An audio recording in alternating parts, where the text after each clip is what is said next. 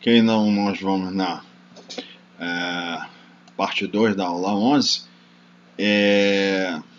Então vocês vão ver que nessa nota, na realidade, a gente vai rever vários conceitos aqui de arrays, tá? A diferença é que o outro autor das notas que a gente usa separou em 2 capítulos, array unidimensional e multidimensional. Aqui trata de tudo junto, e a gente vai recordar então vários pontos que já foram vistos e vamos acrescentar vários que são muito importantes aqui. Então ele começa falando aqui que antes a gente estava tratando de variáveis, né? E quando você estiver trabalhando, por exemplo, com um vetor ou uma matriz, a gente precisa de uma entidade matemática que possa, e no caso, matematicamente ela pode conter diversos valores, e a gente quer uma estrutura computacional que permita fazer isso, né? Então ele cita aqui que no caso a gente vai utilizar arrays, né, que eles vão sustentar diversos valores, né? Os elementos individuais de um array são identificados pelo uso de subscritos. Então, por exemplo, eu tenho um vetor posição de um ponto no espaço, coordenada x, y, z, né? Então, pode ser representado em um array, uma posição pode ser representada em um array multidimensional, unidimensional, desculpe. É um array de uma dimensão com 3 elementos, né? Então, R1 representaria a coordenada x, o R2 a coordenada y, o R3 a coordenada z. Então, esse é um array unidimensional com extensão 3, que ele tem 3 valores, tá? No Fortran 90, nós podemos utilizar até 7 dimensões, né? Um array é declarado normalmente utilizando a declaração no início do programa, né? E nós devemos incluir informação sobre o tipo, se é real, inteiro, etc., e as dimensões, e as respectivas extensões, né? Então, por exemplo, esse vetor aqui, que é um vetor de 3 elementos, eu poderia declarar assim: real dimension, entre parênteses 3, 2 pontos, 2 pontos, R. Então, eu poderia declarar dessa forma. Isso quer dizer que R é um array de 3 elementos e uma dimensão, né? E ele é real. Então, cada elemento de R pode conter um valor real. Eu posso ter uma matriz inteira, né, de 2 por 3, tá? 2 linhas, 3 colunas. Então, integer dimension 2, 3, 2 pontos, my math. Então, notem que não precisa ser quadrada, pode ter dimensões diferentes, extensões diferentes. Então, cada elemento de my math vai ser inteiro, e o array tem 2 linhas e 3 colunas, né? Também poderia declarar assim, ó, integer 2 pontos, my math 2, 3. Eu não preciso necessariamente usar dimension com as extensões. Isso aqui é conveniente quando eu tenho vários arrays, todos com o mesmo número de dimensões e extensão. Agora, eu poderia declarar aqui integer 2 pontos, esse array myMath com dimensão 2, 3, e um outro array com dimensão, sei lá, 10, 10, desde que fosse inteiro também, né? Tem que respeitar o tipo. Esse formato é mais conveniente quando você deseja declarar arrays de tamanhos diferentes, usando a mesma declaração de tipo integer, né? Essa nota, inclusive, eu não uso ela mais porque ela é do Fortran 90. Tem algumas facilidades do Fortran 95 que ela não cita, mas o que a gente vai ver aqui é do Fortran 90, aplica o 95 também. E eu complementei na própria nota com aquilo que eu considerei adequado, tá? Então, no Fortran 90, vamos entender aqui Fortran 95, você pode executar diversos tipos de cálculo, né, em um array de formas diferentes, tá? Primeiro é aplicar a mesma operação para todos os elementos do array. Por exemplo, multiplicar todos os elementos do array por um número, uma constante, no caso 2. Outra, aplicar uma operação que utiliza todos os elementos do array. Por exemplo, calcular a soma dos elementos de um array. Eu posso também aplicar ou realizar operações nos elementos individuais de um array. Eu posso realizar cálculos com elementos do array que satisfazem determinadas condições. Por exemplo, todos os elementos sejam maiores que 0. Né? Então, nós vamos ver essas diferentes formas da gente trabalhar com array. Né? Primeiro aqui, ele diz assim, operações que são, aplica-se a todos os elementos de um array. Né? É a mesma operação, que ele chama operação elementar. Eu vou pegar e operar todos os elementos do array com a mesma operação. Tá? Então,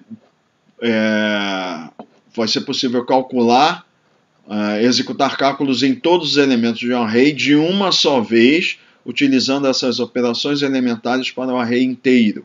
Tá? Então ele diz, quase todas as funções intrínsecas do Fortran funcionam com arrays. Né?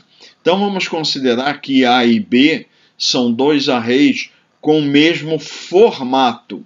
Então aqui ele não especifica antes o que é formato, mas o formato é o seguinte: são arrays que têm o mesmo número de dimensões e extensões iguais em todas as dimensões.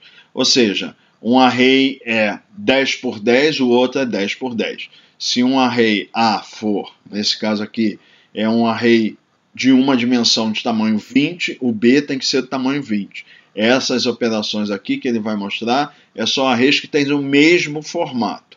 Ter o mesmo formato quer dizer o array os arrays têm o mesmo número de dimensões e cada dimensão tem a mesma extensão. Tá? Então, por exemplo, ele vai pegar aqui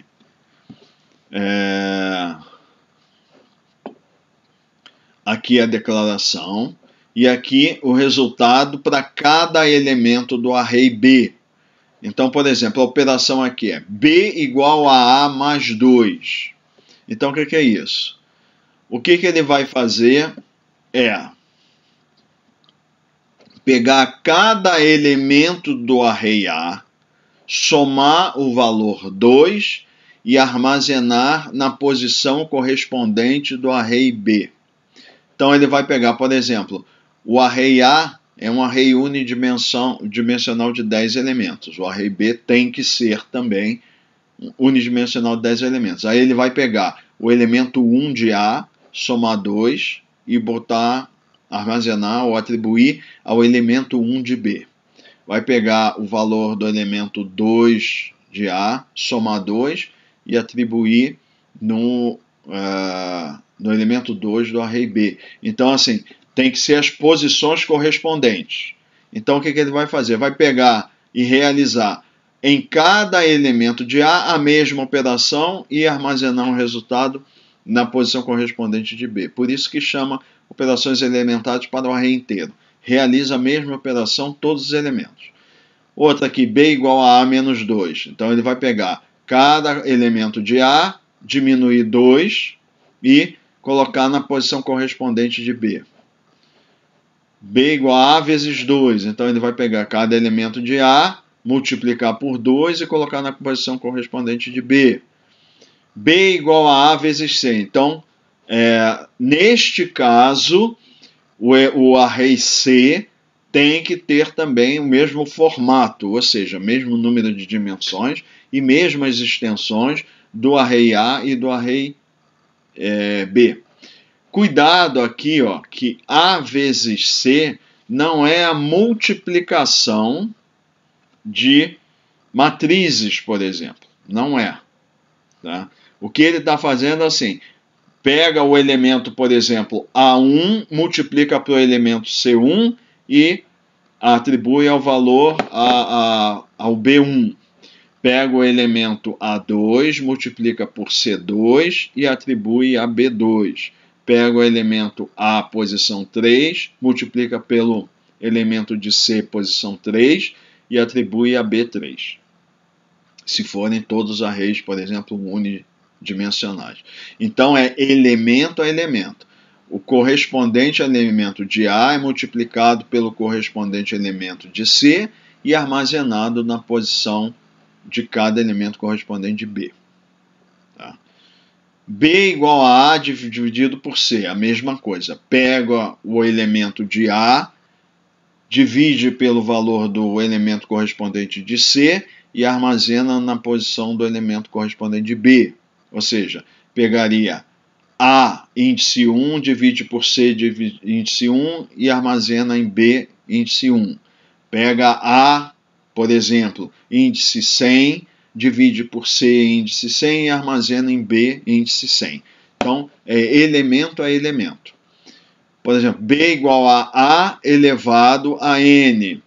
Então, ele vai pegar cada elemento de A, elevar a uma constante N, a potência N, e armazenar na posição correspondente de B. Então, por exemplo, pega o elemento A10, eleva a N e coloca na posição B10. B igual a 1.0, o que ele vai fazer? Ele vai pegar e atribuir a todos os elementos de B o valor de 1.0.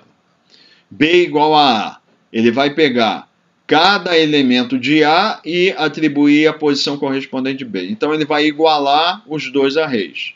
Isso poderia ser arrays bidimensionais, tridimensionais, não importa. Se fosse aqui um array bidimensional, aqui, mesmo formato. Então, esse aqui, vamos supor que é 10 linhas, 20 colunas. B tem que ser 10 linhas e 20 colunas. Aí ele vai pegar, por exemplo, o elemento 5, 5 desse array A e colocar na posição 5, 5 de B. Tá? E eu posso usar também as funções intrínsecas, como citou anteriormente. Por exemplo, B igual a cosseno de A. O que ele vai fazer? Pegar cada elemento de A, calcular o cosseno e atribuir a posição correspondente de B. Ou seja, na posição A10 eu tenho um determinado valor em radianos, lembrando. Aí eu vou calcular o cosseno e vou colocar lá na posição B10. Posição correspondente, sempre. B igual a SQRT-A. Então está usando a função intrínseca SQRT de raiz quadrada. Então o que ele vai fazer? Pega um elemento de A, tira a raiz quadrada e põe na posição correspondente de B. Vamos supor, tem um array A que ele é 10 por 10 por 10. Aí eu vou pegar o elemento 1, 1, 1. Tá? Aí eu vou tirar a raiz quadrada dele e vou colocar na posição B 1, 1, 1. Sempre nas posições correspondentes. Por isso que tem que ter o mesmo formato. Tá? Esse exercício é programa vetor 1, nós vamos ver na parte 3 da aula, um exemplo. Agora, as operações que a gente vai ver aqui são operações com array inteiro. Tá? Então, essas são funções intrínsecas específicas para array. Então, olha a diferença. Essa, nós usamos em cada elemento do array funções intrínsecas que valem, por exemplo, para variáveis. Tá? Agora, aqui, essas funções só são aplicáveis a arrays. Tá? Essas funções operam em todo o array. Por exemplo, eu quero encontrar a soma de todos os elementos de um array. Isso eu não posso usar numa variável, mas eu posso usar em um array. Tá? Então, essas funções são específicas para arrays. Né? Então, algumas delas são product. E ela, como é que eu utilizo essa função? É product com o argumento, por exemplo, o array A. Então, ela vai fazer o quê? Produto de todos os elementos do array A. Esse array A, ele pode ser um array de qualquer dimensão, no limite, né, de 7 dimensões, com quaisquer extensões. Então, é um array A que é 10 por 20 por 30. eu estou com todos os elementos com valores atribuídos. Aí o que ele vai fazer? Essa função product A, ela vai pegar cada elemento desse array e multiplicar pelos outros elementos, vai ter produto de todos os elementos e vai... Aí a gente tem esse resultado, a gente pode atribuir, por exemplo, a uma variável. Tá? Outra é sum. Sum e... que é sum, né? E seria e A. O A é o exemplo aqui, que é um array A. Poderia ser qualquer array. Tá? Ele está usando aqui como exemplo um array A. Né? O argumento aqui, então, é o nome do array. É a soma de todos os elementos do array.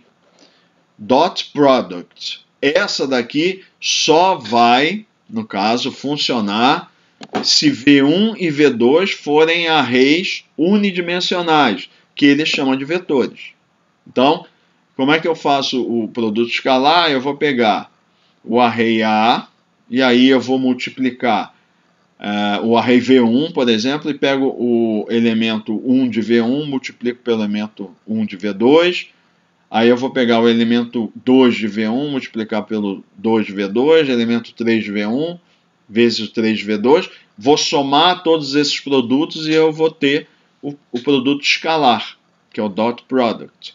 Então isso daqui só vai funcionar com vetores. Então V1 e V2 tem que ser arrays unidimensionais, com, respectivamente, os dois têm que ter a mesma extensão. Então é o produto escalar. Então eu boto dot subscrito product e entre parênteses os argumentos são o primeiro vetor e o segundo vetor. Tá?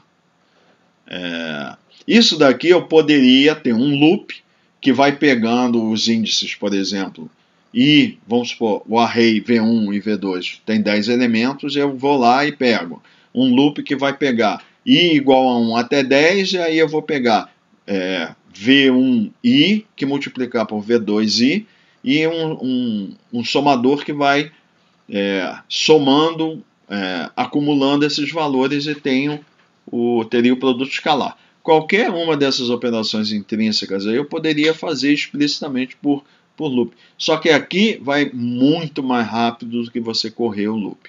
Na primeira aula, lembra que a gente viu aqui a operação matmul, que é uma função intrínseca, que a gente já vai ver, que é para multiplicação de matrizes. Né? Então, matmul, a gente pode fazer explicitamente são 3 loops alinhados. Né? Só que essa aqui, em geral, é muito mais rápida do que explicitamente usando os 3 loops alinhados.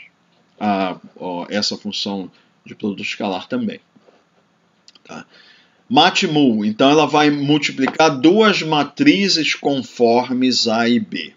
Tá? Então eu uso assim, matmul é o nome da função, entre parênteses os dois argumentos. A, que é o nome da primeiro array, e B, o segundo array. Poderia ser qualquer nome que eu quiser, desde que sejam conformes. Tá? Então é diferente, não é mesmo formato. Aqui é conforme. Então A e B devem ser arrays bidimensionais. Por quê? Porque a matriz é bidimensional. Essa operação matmul só funciona para arrays bidimensionais, como a gente faz multiplicação de matriz. Né? E o que é a matriz conforme? Então eu vou pegar uma matriz, por exemplo, de dimensões, ambas bidimensionais, com extensão M e N, e a outra com extensão N e P, tá? E eu vou multiplicar as duas. Ser conforme é isso aqui, ó. O segundo elemento da primeira matriz é igual ao a segunda extensão da primeira matriz é igual à primeira extensão da segunda matriz. Tem que ser iguais. E aí, a matriz resultante, ela tem dimensões MP. Então, primeira extensão M, segunda P. Tá? Então, conforme é isso aqui, ó. Esse segundo índice tem que ser igual ao primeiro índice. E a resultante vai ser uma matriz com primeira o primeiro índice e o segundo índice aqui, MP. Eu botei esse sinalzinho para dizer que assim, o resultado disso aqui vai ser uma matriz com dimensões M e P. Essas são matrizes que a gente chama de conformes para multiplicação. Então, lembrando, MATMUL só se aplica quando são cada uma das matrizes corresponde a um vetor um array, melhor dizendo, bidimensional. Ok? Outra aqui, maxival. Essa função intrínseca. Então, maxival e aqui o nome do array que ele está utilizando A. Tá? O que ela vai fazer? Retorna o valor máximo no array A. Tá? Então, ele vai lá e vê. No array pode ser o tamanho, o array pode ser um array 1000 por 1000 por 1000 por 1000. Ele vai lá e vai pegar qual é o maior valor. E se eu tiver duas posições com o mesmo valor? Aí ele vai pegar aquela que tem os menores índices, tá? Que ele corre em sequência do primeiro, segundo, terceiro.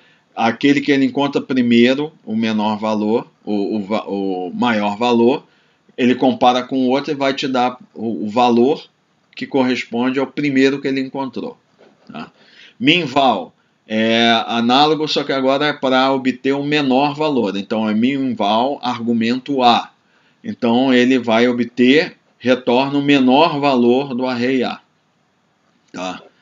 Maxiloc, essa aqui é muito importante. Essas duas aqui, maxiloc e minloc. Maxiloc A, tá?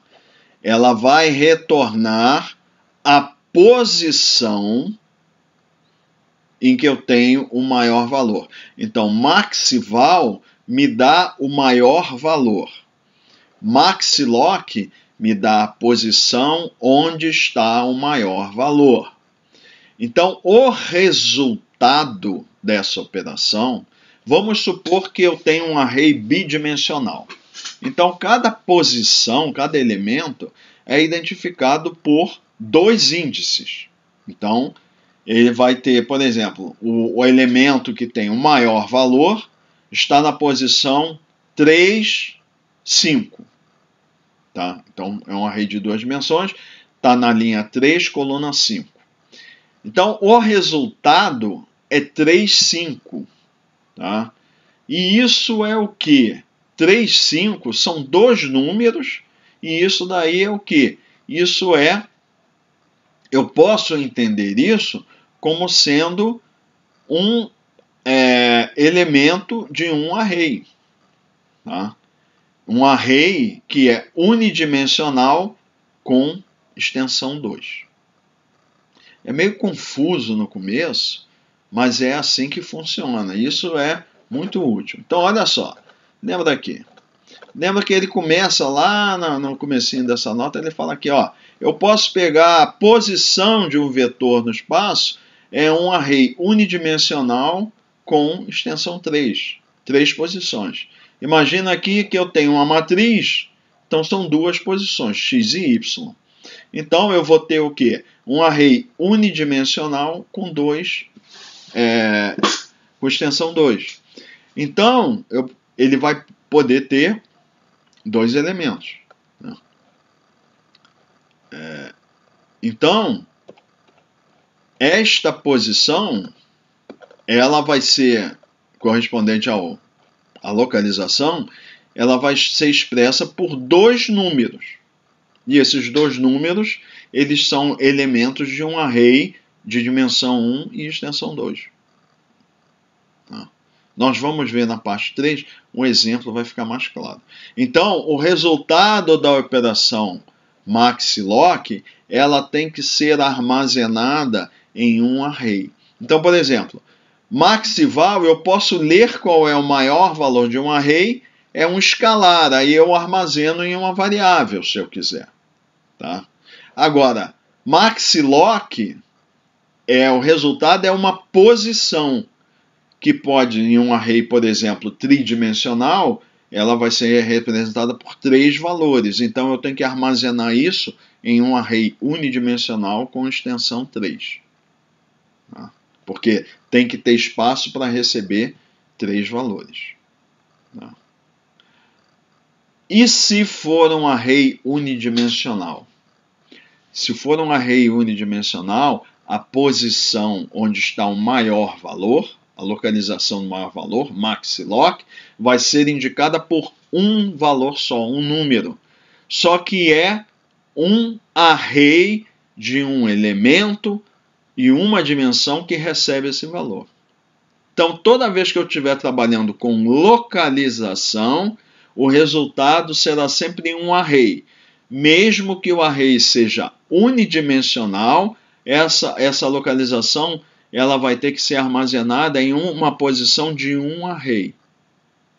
Então, vocês lembram na aula de arrays, a primeira aula, eu falei assim, é uma coisa diferente.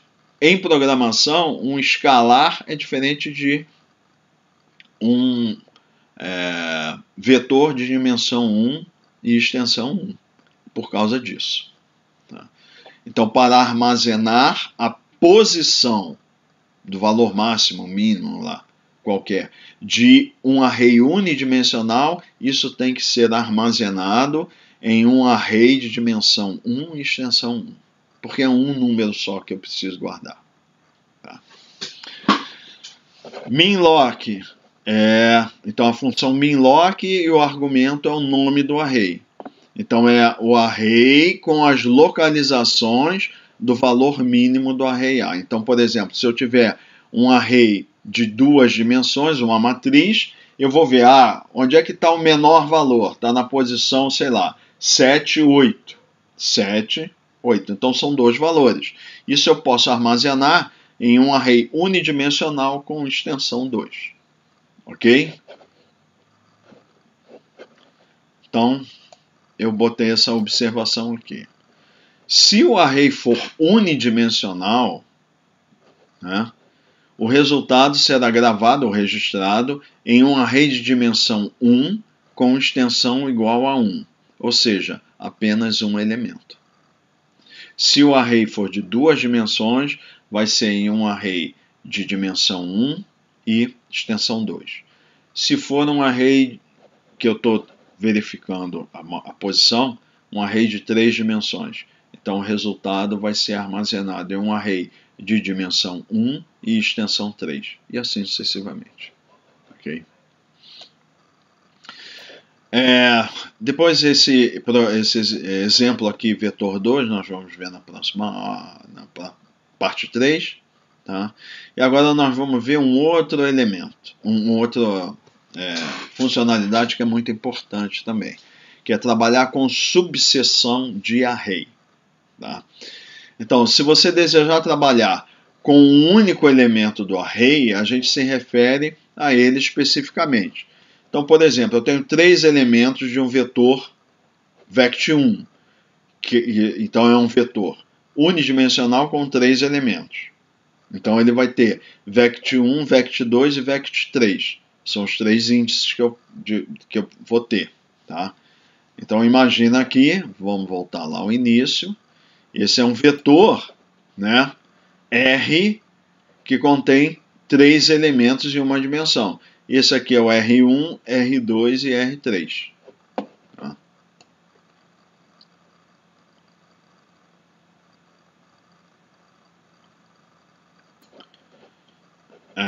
Então, como é que eu posso calcular o comprimento desse vetor?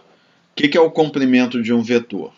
Aí eu pego o valor de cada componente, aí eu vou elevar ao quadrado, somo tudo e tiro a raiz quadrada. Tá? Então, essa aqui, length, comprimento, vai ser SQRT, raiz quadrada, e aqui dessa operação que ele vai fazer. Pega o elemento 1 de vect, do vetor vect, eleva ao quadrado, mas pega o conteúdo do elemento 2 do vetor vect1 e você eleva ao quadrado, mais pega o elemento 3 de vect1, eleva ao quadrado, soma tudo, e aí eu tiro a raiz quadrada. Isso aí é o comprimento de um vetor.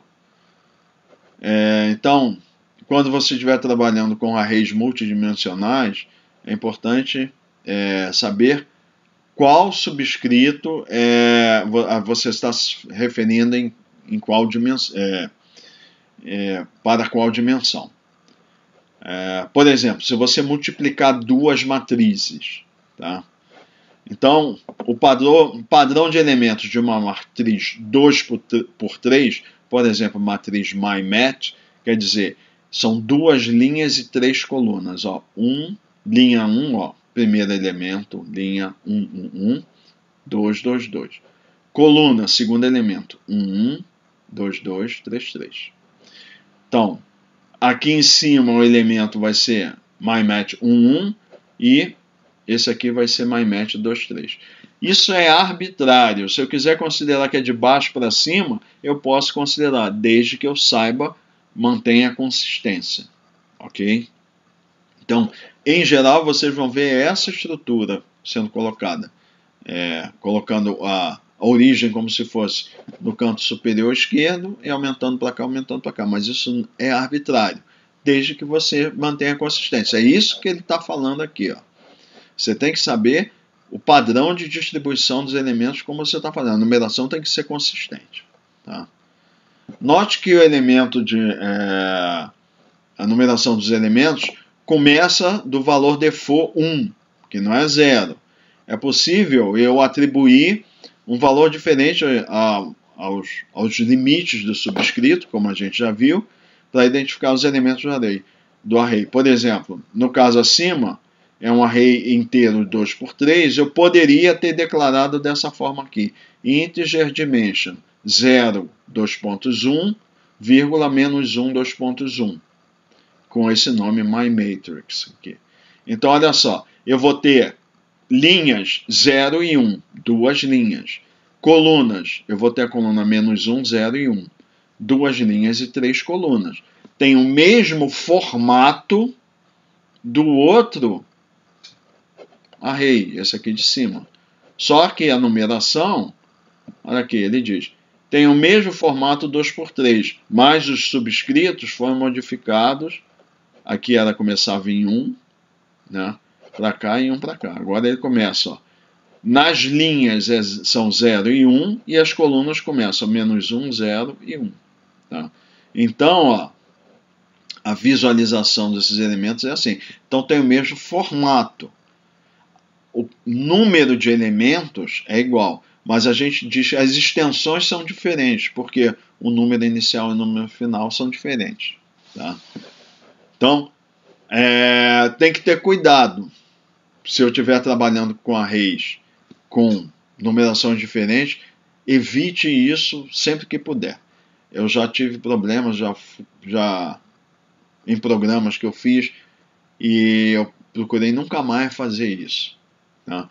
Eu estava usando arrays com um array começava do índice 1, outro começava do índice 0, e aí eu cometi um engano e o programa começou a dar erro e levou mais de um mês para eu conseguir descobrir o erro, que era simplesmente porque eu errei a numeração inicial de um.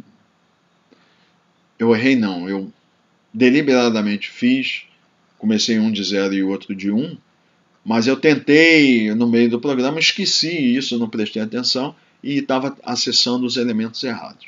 Então, procura evitar fazer isso, procura sempre usar a mesma referência de numeração para evitar esse tipo de problema. Tá? Então, aí ele chama atenção aqui, eu coloquei, muito importante. Se você escolher como referência arrays dessa forma, que não seja a forma padrão, começando de 1, tá? Preste atenção que funções como maxlock, minlock, vão dar a localização de um elemento, não o subscrito. Tá? É posição do elemento. Então, isso aqui que ele chama de posição. É utilizando a numeração default. Então, eu posso dizer aqui, vamos supor que o valor com maior, o elemento com maior valor deste array aqui, que eu atribuí esses valores inicial e final aqui, está nessa posição aqui. Se eu aplicar a função maxlock aqui, ela não vai me retornar 0, 0. vai me retornar 1, 2. É isso que ele quer dizer. Isso é localização. Então, independente, eu poderia começar aqui de menos 1000, de mais 500, não importa. O Maxilock, por exemplo, vai me dar isso aqui, ó, 1, 2. Não é a numeração do subscrito, mas a posição que utiliza a numeração padrão. Isso aí tem que ter cuidado. Nós vamos ver na parte 3 um exemplo disso. Tá? Então, muito importante. Então, diz, aqui ele vai falar do erro de limite de array, Array Bound Error. Né? É um dos problemas mais frequentes. Isso ocorre quando o programa tenta ler ou escrever em um elemento de array que não existe. Por exemplo, o 11º elemento de um array de 10 elementos. Né? E isso usa lá com o tal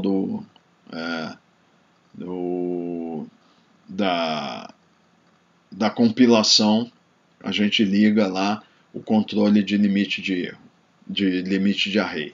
Tá? Que eu já falei, o FTN95 tem como padrão, isso já está ligado. Tá? Vem um exercício aqui que a gente vai ver, na parte 3. E aqui ele vai falar sobre seleção de seções de array. Tá? Então, a subseção de um array pode ser selecionada especificando limites de subscritos, uma faixa de valores de subscritos. Então, por exemplo, eu tenho essa matriz aqui, que eu vou definir como uma matriz MyMatch, tá? Que ela é uma matriz 4x4. Então, eu declarei lá, MyMatch 4,4. Tá? Tá declarado lá em cima.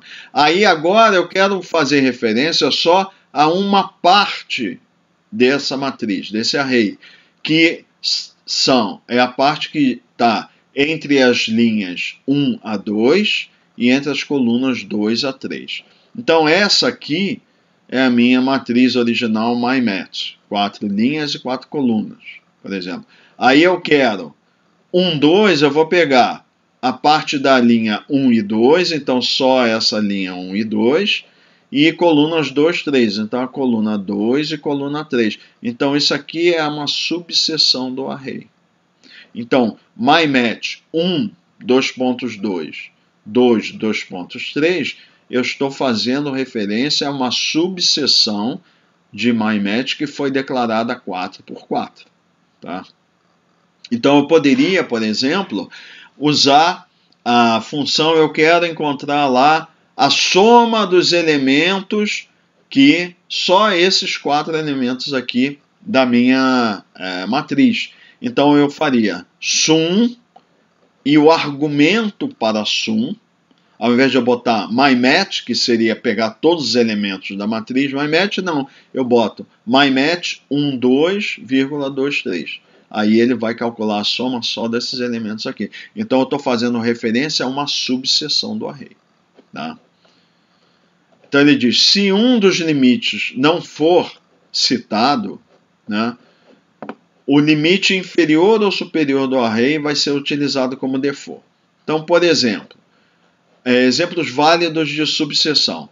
MyMatch, aí ele coloca 3,34. Então ele está dizendo 3 aqui, quer dizer, ele está pegando toda a linha 3, porque a primeira dimensão é linha. Então ele pega toda a linha 3 e vai pegar só as colunas 3 a 4. MyMatch 3,2, 2 pontos aqui. Então isso quer dizer que é a linha 3 e todas as colunas da coluna 2 até o final, até a última coluna. Então é 2 pontos, quer dizer, dali inclui a 2 até o final. Por exemplo, MyMatch 3,2 pontos. Isso quer dizer a linha 3 e todas as colunas. Tá? E MyMatch 3333, isso quer dizer, é o elemento que vai da linha 3 à linha 3 e da coluna 3 à coluna 3, ou seja, é um elemento só. É o que ocupa, né, a linha 3 e coluna 3. Então, array, ele ele tem muitas funcionalidades para você trabalhar com pedaços, não sei o quê, que dão grande flexibilidade para a gente. A gente tem que ter muito cuidado por causa dessa coisa de indexação, ok? Ok, agora nós vamos ver a utilização de máscaras, né? Então, algumas vezes você não deseja aplicar uma função a cada elemento a todos os elementos de um array. Então, por exemplo, não seria apropriada, como ele cita aqui, a utilização, por exemplo, eu aplicar a função log, eu tenho um array e vamos supor que eu tenha valores lá que são negativos. A função log ela não é definida para argumento negativo. Então, eu quero, por exemplo, eu poderia ter aquele recurso de aplicar a mesma função a todos os elementos do array. Então, eu poderia colocar log A, né? Só que aí, onde eu tiver elementos negativos no array A, aí vai dar uma mensagem de erro, o programa vai abortar. Então, eu quero aplicar a função log apenas onde ela for possível. Então, nessas circunstâncias, nesse exemplo, o uso da máscara, né, que é o mask, ela permite especificar quais elementos incluir, né? Então, um tipo de máscara é essa aqui, ó, é a declaração where. Então, where A maior que zero, aí onde essa expressão, nos elementos da matriz, onde essa operação relacional for verdadeira, então, nas localidades, ou onde, então, where A maior que zero, então ele vai olhar todo o array, nesse caso, e naqueles elementos onde for maior que zero, o que ele vai fazer?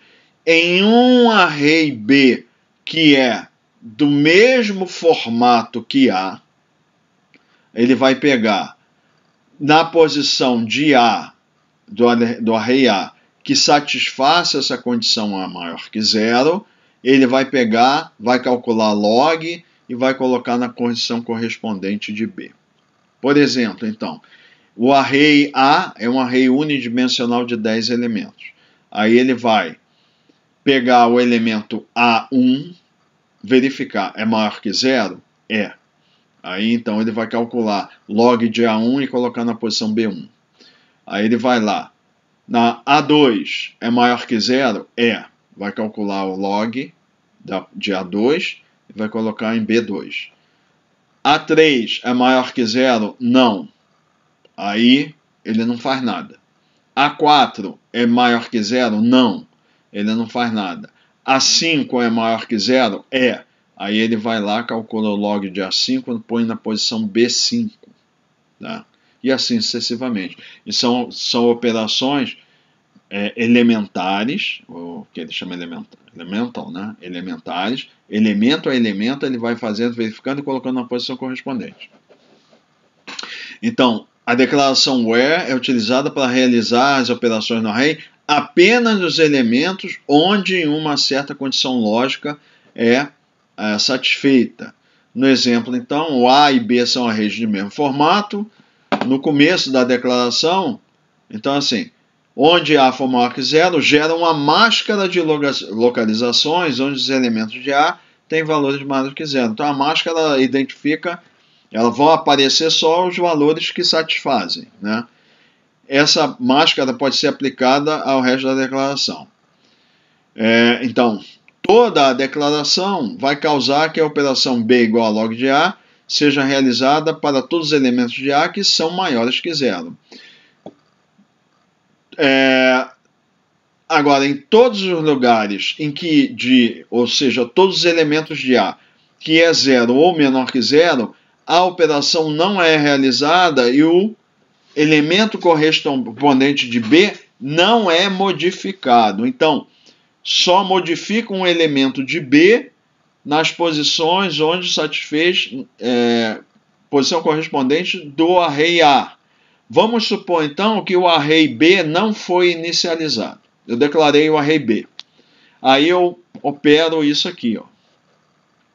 Aí eu pego um array A, que está todo inicializado seus valores, e uso essa declaração aqui, e aí apenas as posições de B que foram, que tinham a posição em A correspondente, que foi satisfeito aqui essa condição, é que eu vou operar. Então, no exemplo que eu dei, foi B1, B2 e B5.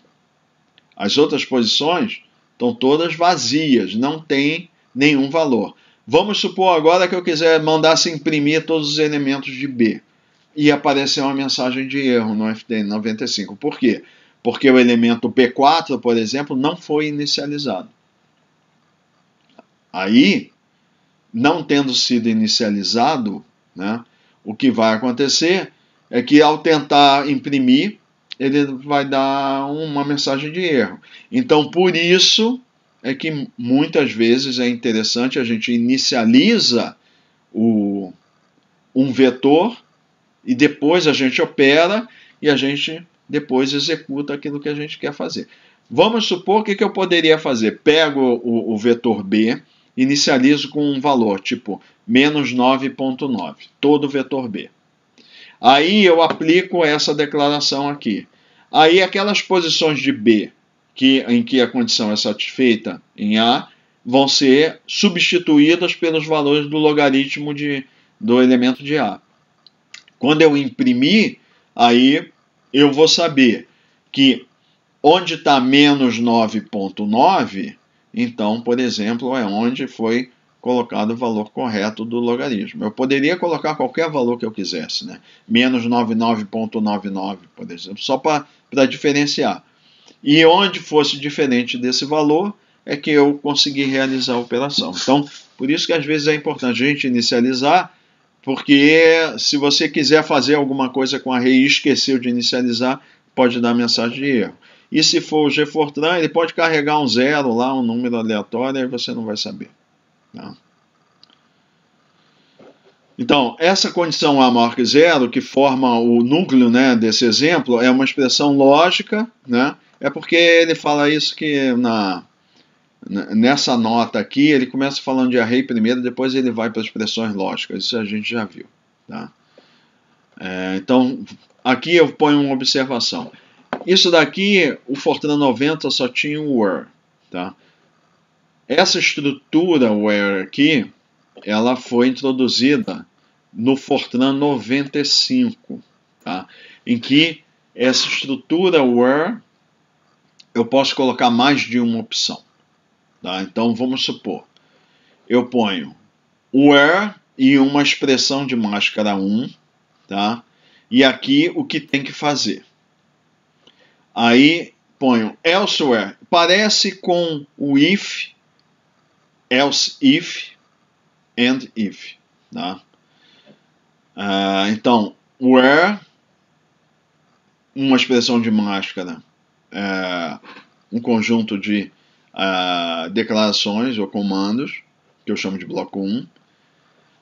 Elsewhere, aí 2, então outro conjunto de comandos que eu chamo de bloco 2, e elsewhere, com outro conjunto, né, que é o bloco 3, andwhere. O que isso quer dizer?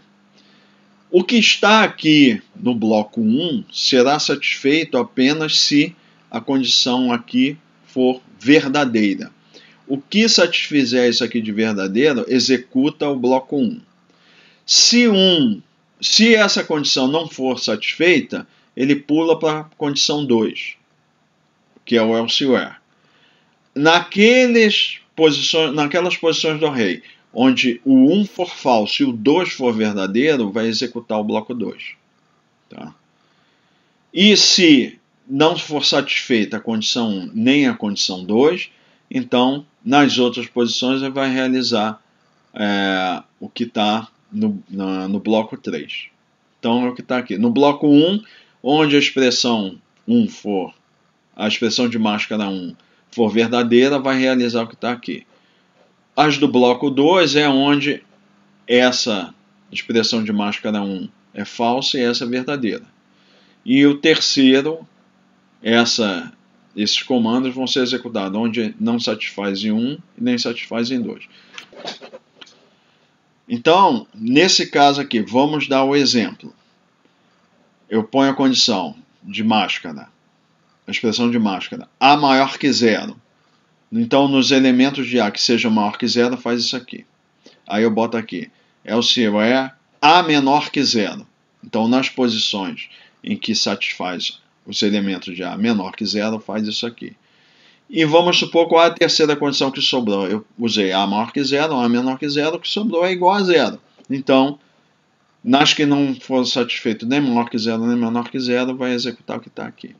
Sendo que essa terceira aqui é opcional, é igual ao if, else e o end if. Então, o último else ele fica como? Se não fez nada anteriormente, faça alguma coisa. Mas essa aqui eu posso omitir. Eu posso ter, por exemplo, A menor que zero e A maior ou igual a zero. Então, não sobrou nada, né? Então, eu não preciso colocar isso aqui. Então, essa estrutura where, ela foi introduzida no Fortran 95, ok?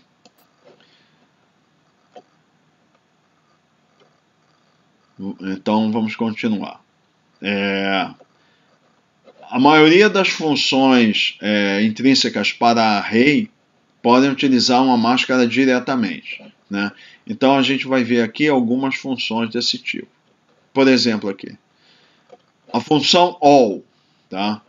Então, o que ela vai fazer? Ela testa se todos os elementos de um determinado array satisfazem uma determinada condição. Então, por exemplo, all A maior que 1. Tá? Então, o que ele vai fazer? Ele vai testar se todos os elementos, isso é um exemplo, A maior que 1. Se todos os elementos de A forem maiores que 1, vai retornar true, verdadeiro, né? Então, se a condição de máscara for verdadeira para todos os elementos, então ele vai satisfazer. Aqui eu posso combinar uma condição, por exemplo, A maior que zero, com uma certa dimensão. Aí o que ele está fazendo é o seguinte, quando ele fala din igual a 1, ele vai testar então em todas, seguindo todas as linhas. Uma linha ao longo da dimensão 1, então vamos supor que eu tenho uma matriz, então ele vai pegar, testa a primeira coluna, ou seja, está variando as linhas, testa a segunda coluna, testa a terceira coluna, e aí ele vai testar só por coluna. Isso aqui não é comum a gente utilizar, isso aqui é meio confuso. Eu não quero entrar muito nisso aqui, porque isso vai dar confusão. Vocês não vão entender, isso aqui já está bastante complexo, eu não vou entrar nesse método, porque isso aqui não é muito utilizado. É melhor, ao invés de utilizar isso aqui, a gente define subseções de array, como a gente já viu, que é mais claro do que a gente está fazendo, entendeu? Então, vamos ignorar esse negócio da dimensão aqui. Agora, a gente deve focar, então, nesse comando que é aplicado a todo o array, tá? Ou subseções de array. Aqui é um outro comando interessante, é o n, né? Aqui é testar uma condição que tem que ser satisfeita por todos os elementos. Aqui ele testa se algum elemento satisfaz. Então, ela vai retornar verdadeiro se a condição for satisfeita para algum valor. Então, NA maior ou igual a 1, ou seja, se no array houver pelo menos um elemento que seja maior ou igual a 1, então vai dar true, caso contrário, falso. Outra função, count. O count, se eu colocar só count A, o que ela vai fazer é contar o número de elementos do array. Count, entre parênteses A, conta o número de elementos do array. Agora, com count A maior que 0, e isso quer dizer o quê? Que vai contar o número de elementos do array que são maiores do que 0. Tá? Aqui eu posso utilizar o maxival, vamos deixar esse din aqui, vamos ignorar esse, e vamos olhar aqui. Maxival A, desde que A menor ou igual a 0. Então eu vou procurar o maior elemento, o valor que tem, o elemento que possui o maior valor em A, mas que tem que ser um valor menor ou igual a 0. Tá? Então a gente pode trabalhar com máscara junto com a função maxival e minval e correspondente maxiloc e minloc. Então é uma sofisticação maior. Eu posso, então, ao invés de ser maxival só, eu quero o valor máximo, mas entre os valores que são menores do que ou iguais a 0. Tá? Aqui, por exemplo, ele está usando minval em A, desde que o valor de A, então eu tenho um array A e um array B. Então o que ele vai fazer? Eu quero saber o maior valor de A, mas entre aqueles elementos onde o correspondente de A é maior do que o de B. Então vocês veem, tem muita flexibilidade no Fortran para você trabalhar com os arrays. Tá? Depois nós vamos ver esse exemplo aqui, que é para processamento de dados, que seria um exemplo de processar notas de um aluno, de uma turma, e aí a gente vai usar arrays e funções, etc. Vamos ver na parte 3 da aula. Bom, em seguida ele vai falar de arrays alocáveis. Então aqui vai ser exatamente como a gente viu anteriormente em alocação de array, que é a declaração de um array dinâmico e alocação. Então a gente vai passar isso rapidamente aqui. Então todos os arrays que a gente viu anteriormente tinham um tamanho fixo, né? Então ele diz aqui, nos arrays de tamanho fixo, o espaço de memória é alocado quando o programa é compilado, e isso não pode modificar depois. Algumas vezes isso pode ser inconveniente. Por exemplo, você não sabe antecipadamente o tamanho de um array, né? E você gostaria de utilizar a memória para um array só durante um determinado período de tempo. Então, durante o programa, você vai usar um espaço de memória grande. Então, o que ele quer dizer? Você vai alocar um espaço de memória, utilizar e depois liberar. É isso que ele está falando, né? Então, nesse caso, pode-se usar arrays alocáveis. Tá? Então, o espaço para um array alocável é alocado da mesma maneira que a gente abre e fecha arquivos. Então, você deve alocar espaço para o array antes de utilizá-lo e desalocá-lo, que é usar o deallocate, quando você terminar.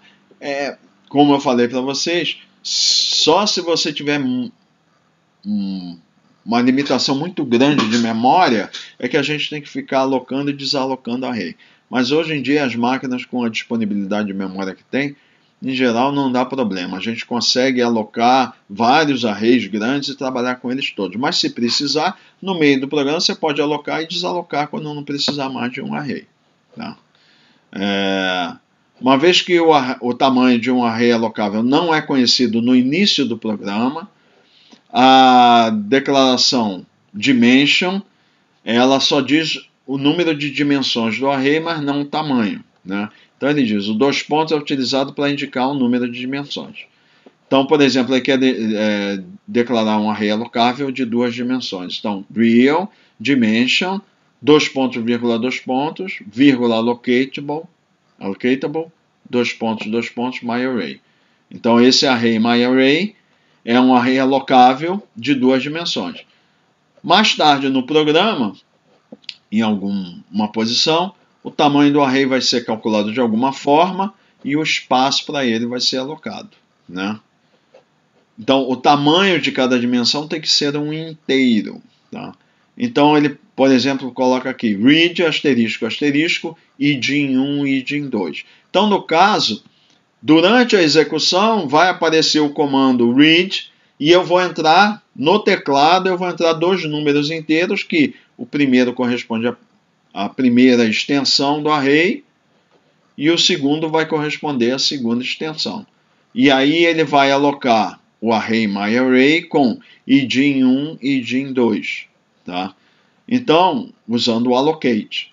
Então aqui o primeiro número vai ser colocado na extensão idin1 e o segundo número que entrar vai ser a extensão IDIN2. E nesse caso aqui, a numeração, a indexação de cada dimensão começa no 1, que é o default. Então eu poderia entrar read asterisco, vírgula asterisco, IDIN1, IDIN2. O programa para, eu entro com o número 100,200. Enter, aí o que ele vai fazer? Vai alocar myArray com 100, 200, ou seja, primeira dimensão de 1 a 100 e segunda de 1 a 200. Então, agora que o espaço para o array foi alocado, ele pode ser utilizado. Se eu não precisar mais utilizar o array, aí eu posso liberar o espaço de memória desalocando ele, com o comando deallocate, né? Então, deallocate, e aqui a gente só põe o nome do array. Aí ele vai desalocar, libera a memória. O que tinha nesse array está perdido. Eu não consigo mais recuperar. Então, depois que você desalocou o array, o que tinha nele está perdido, não vai ser salvo na memória. Tá?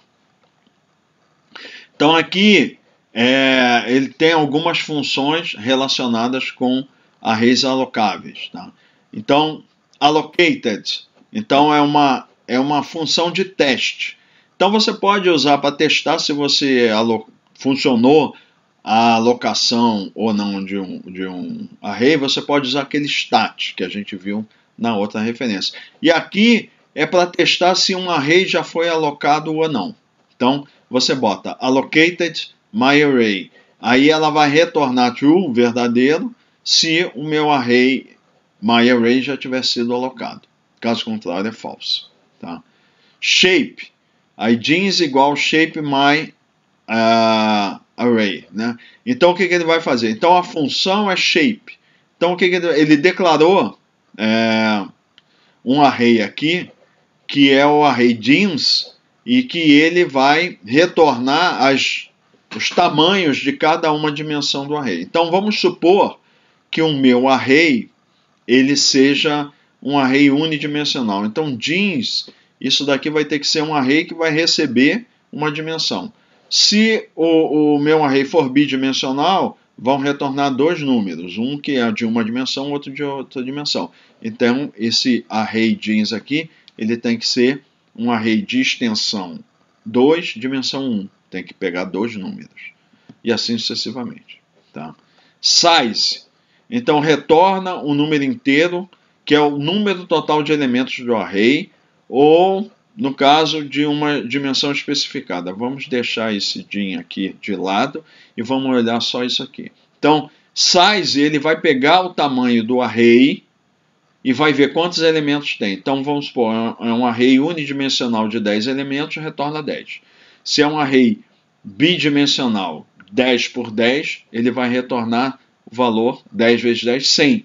Aí, no caso, ele está armazenando nessa variável length. Então, a função é size. Isso aqui é um nome de variável que ele usou, length aqui, mas poderia ser qualquer outro nome que vai armazenar o resultado dessa função, dessa função aqui, que é o número de elementos do array.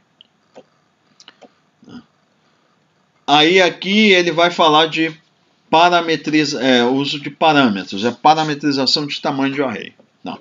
Então, você pode ter um programa com vários arrays e pode ser difícil lembrar que arrays têm um tamanho particular. Né? Então ele diz, uma forma de utilizar isso é utilizar parâmetros na declaração de array. Então, por exemplo, é um programa que começa com program arrays, aí define dois parâmetros inteiros, integer parâmetros, imax igual a 100, jmax igual a 200. Tá? Aí ele vai declarar um array 1, como real, dimension e max. Então, o que ele vai fazer? Vai ler o valor do conteúdo de max e vai atribuir esse valor aqui e vai dimensionar, então, o array 1 com 100 elementos. Um outro array 2, eu vou declarar ele dimension, imax, imax mais imax. Então, ele vai ser 100... jmax mais imax. Então, ele vai ter 100 e 200 mais 100, 300. Tá? O outro, real dimension 3, array 3. Aqui ele explicitou uma dimensão, é dimensão 1 e 3 elementos. Então, esse programa aqui, esse exemplo, é interessante, por exemplo, você está trabalhando em que você não quer usar a alocação, por alguma razão, dinâmico, mas você quer ter a flexibilidade de, vamos supor, eu quero trabalhar um domínio que é retangular, tá? E uma hora eu quero trabalhar com 50 por 50 elementos.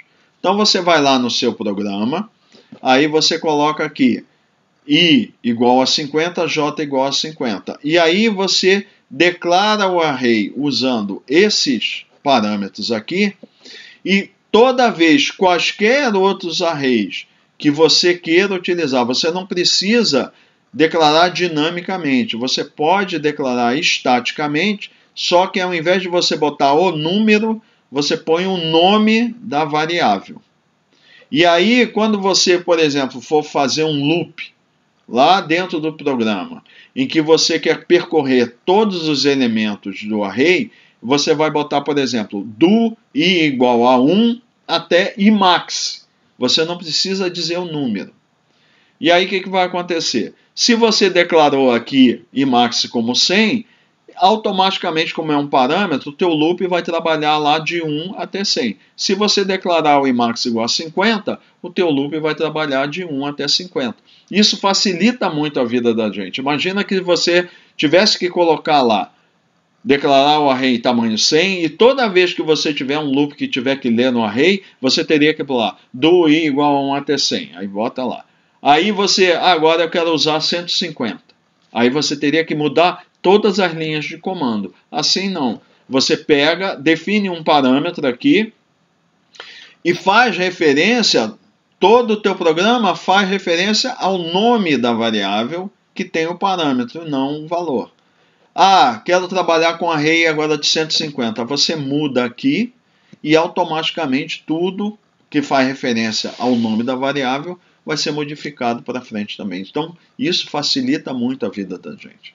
A gente não precisa ficar modificando todas as linhas de comando. Usa a variável como referência e aí mudou o nome lá, compila o programa de novo, ele vai funcionar normalmente, sem você ter que ficar fazendo alterações ao longo de todo o corpo do teu programa.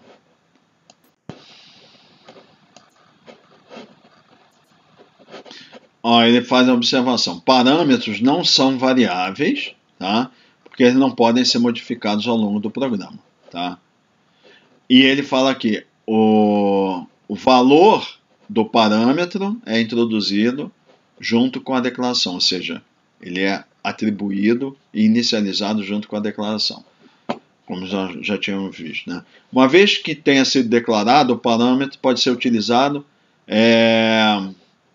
da mesma forma que a gente usa uma constante, incluindo em declarações de array, como a gente viu, né? Isso pode ajudar a evitar erros quando você edita o seu programa mais tarde, para acomodar tamanhos diferentes de array, né? Porque você só precisa fazer a modificação em um lugar. Esse aqui é o ponto. Mudou o parâmetro lá, todos os valores fazendo referência à variável vai ser automaticamente modificado, né? Notar que a posição da declaração parâmetro ela deve vir antes que os parâmetros sejam utilizados. Então, primeiro eu declaro e depois eu utilizo. E vê que aqui ele usa imediatamente. Declarou, já utilizou na linha seguinte. Os valores de variáveis podem ser atribuídos junto com a declaração. Essas podem modificar, né? Então, por exemplo, ele declara π como um parâmetro, não posso modificar. Integer parâmetro, Imax, Jmax, 100 e 200. Aí Real Dimension 3, Array 3, e ele está inicializando com 1.5, 2 e 2,5. Como isso aqui não é parâmetro, isso aqui não vai modificar. Pode ser modificado, né? E assim sucessivamente. Aqui o que ele está fazendo? Ele declarou um parâmetro, π 3.14159, e imediatamente ele está declarando um array 1, real, com dimensão Imax, que é esse valor, e atribuindo a ele já o valor de π que ele definiu em cima como parâmetro. Né? E são aqui, então, são exemplos que ele está dando de uso de parâmetro. Então, isso aqui encerra a parte 2, e na parte 3 nós vamos ver alguns exemplos.